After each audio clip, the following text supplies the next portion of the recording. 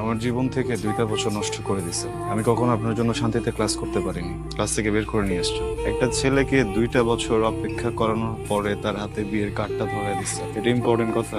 তাকায় আছেন কেন বলেন না? 2টা বছর ছটফট করছেন না কথাটা বলার জন্য? এর থেকে অনেক বেশি ছটফট আমি করছি কথাটা শোনার জন্য। আচ্ছা একটু বলেন প্লিজ, আমি শুনে এখান থেকে চলে যাবো, আমি কোনো সিন ক্রিয়েট করবো না। আমার দিকে তাকান। আমি তোমাকে ভালোবাসি।